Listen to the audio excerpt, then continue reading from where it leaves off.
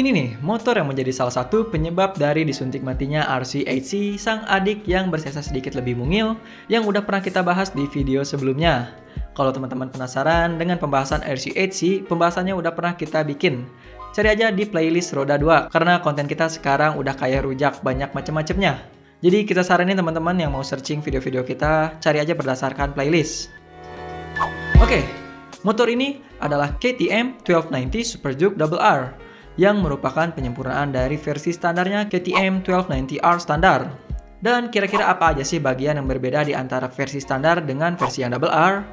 Untuk jawabannya, bagian istimewa dari model ini adalah di nilai PWR atau Power to Weight Ratio, yang sangat-sangat keren karena berhasil menciptakan rasio yang bisa dibilang ajaib, yakni sebesar 1:1 atau 1 tenaga kuda per kilogram. Gokil nggak tuh?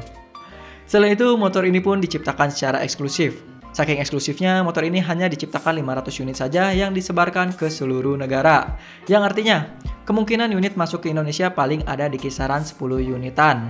Biasanya sih gitu, antara 1-2% dari total unit. Kecuali kalau negara kita bisa lebih sejahtera.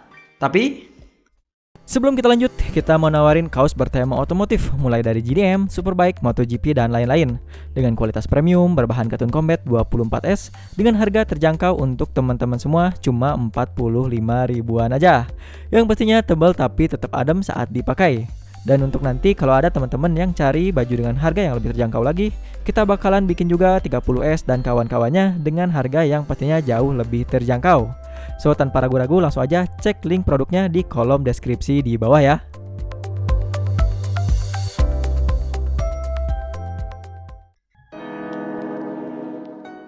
insinyur KTM tidak hanya membongkar katalog power part, mereka juga memutuskan untuk merampingkan bobot motor. Dan dari pembedahan yang dilakukan, kuda besi hasil besutan KTM ini mampu menghilangkan lemak-lemak jenuh dari perut KTM 1290 Super Duke RR ini, hingga bisa berkurang 9 kg dari Type R-nya. Yang tentunya membuat motor ini lebih sehat. Terbukti bobot kering dari motor ini tercatat mampu dipres hingga 180 kg aja. Ya, dengan klaim 1:1, seharusnya untuk menghitung powernya juga menjadi mudah. Di mana motor ini punya kekuatan yang sama dengan bobotnya, yaitu di 180 horsepower dan torsinya di 140 Nm. Menurut kita ini angka yang tergolong fantastis untuk paket moge dengan bobot ringan. Jadi dari sini aja sangat wajar menjadi sebuah alasan adiknya yaitu RC8C yang belum punya prestasi harus disuntik mati sebelum mendapat revisi. Namun tentunya hasil perhitungan tersebut dengan kondisi belum siap dikendarai, lantaran belum dihitung dengan berat bahan bakar dan juga pelumas. Dimana saat diisi penuh, prediksi kemungkinan bobot motor ini akan mencapai 200 kg-an.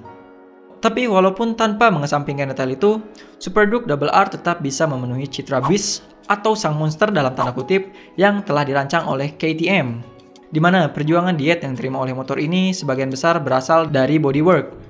Seluruh bagian bodinya terbuat dari serat karbon yang terkenal kuat dan ringan, termasuk buntut belakang, cover tangki, spakbor depan, serta sedikit sentuhan di bagian pendingin kaliper rem depan. Gaya pada varian RR pada dasarnya tidak banyak berubah dari Super Duke R normal, tetapi ada beberapa bagian yang membuatnya lebih eksklusif. Seperti ia tidak memiliki kursi pembonceng karena motor ini bukan diciptakan untuk pacaran ataupun motor angkutan, melainkan untuk menunjukkan sisi sangar dan wibawa penggunanya. Dan hasilnya, ujung belakang tampak jauh lebih tajam, bahkan penempatan dan bentuk lampu LED-nya ikut berubah. Lalu kursinya juga sedikit lebih tinggi sampai 12 mm jika dibandingkan dengan model reguler yang berada di 847 mm. Lalu kita beralih pada bentuk fuel tank. Meski sekilas terlihat sama, ternyata ada sedikit yang diubah yang bertujuan untuk memberi dukungan lebih bagi pengendara saat melakukan pengereman keras. Lalu pada bagian footpack dibuat presisi dengan menggunakan mesin CNC yang dapat menawarkan 12 posisi yang tentunya dapat disesuaikan dengan pengendaranya. Di samping itu, semua tuas baik tangan dan juga kaki dapat diselaraskan dan ada opsi pola perpindahan gigi terbalik. Kebagian komponen suspensi, motor ini tetap mengandalkan produk anak perusahaan KTM sendiri yaitu WP, namun tentunya dengan spesifikasi yang sangat tinggi melebihi suspensi type standarnya. termasuk garpu cartridge tertutup Apex Pro 7588 di bagian depan dan shock Apex Pro 7746 pada bagian belakang. Yang dimana keduanya merupakan unit baru yang khusus dibuat secara eksklusif hanya untuk Super Duke 1290 RR. Dan tentunya, dari suspensi ini juga menawarkan banyak penyesuaian termasuk ketinggian untuk mengubah geometri sepeda motor agar dapat disesuaikan dengan posisi berkendara yang paling ergonomis oleh penggunanya. Selain itu, untuk mengurangi berat, KTM juga mengganti velg standar dengan bahan aluminium tempa yang dapat menghemat sekitar 3 pon atau 1,5 kg dari versi standar. Namun, di sini KTM mengatakan bahwa roda yang lebih ringan tersebut telah dicoba selama pengujian. Tetapi penasihat perusahaan mantan pembalap MotoGP Jeremy McWilliams menemukan bahwa velg ini tidak cukup kaku untuk memberikan tingkat umpan balik yang tepat.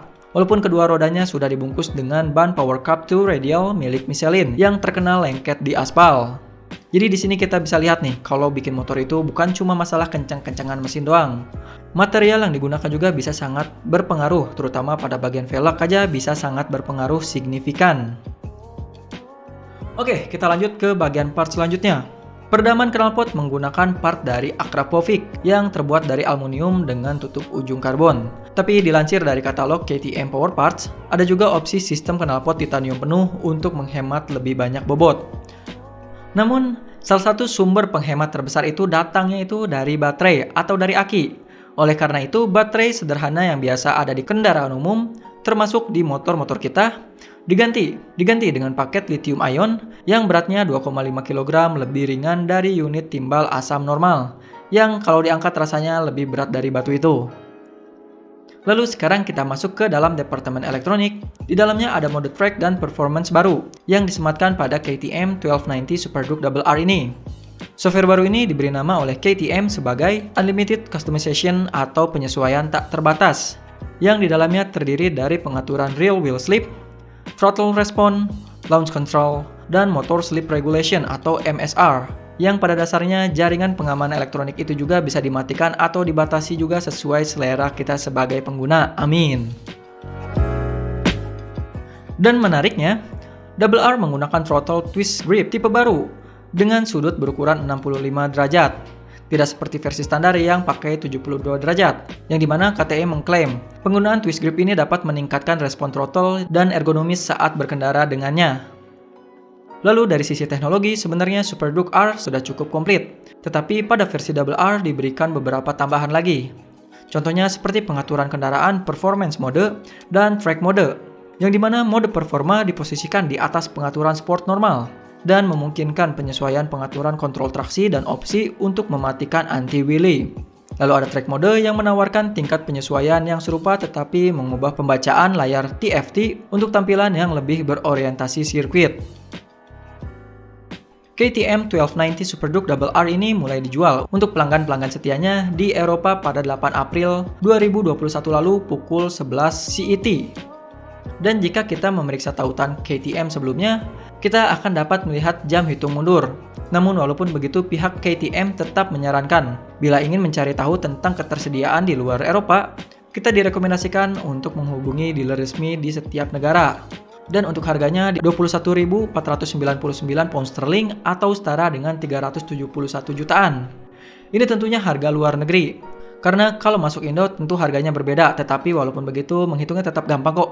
Tinggal dikali 3 aja, yang kemungkinan motor ini akan dibanderol dengan harga 1,2 miliar untuk harga Indonesia. Selamat membeli dan semoga pajaknya digunakan dengan baik oleh para pemimpin negara. Amin. Dan jangan lupa kita doakan juga para pemimpin selalu diberikan hidayah agar dapat memperbaiki ekonomi negara dan tentunya membuat rakyat Indonesia bisa lebih sejahtera. Dan tidak lupa bisa beli moge juga. Amin. Oke, itu dia informasi yang bisa kita berikan di video kali ini. Seperti biasa, jika ada kritik, saran, dan juga pertanyaan, langsung aja hidupkan kolom komentar di bawah. Saya Muhammad Karir, see you in the following videos, and thanks for watching.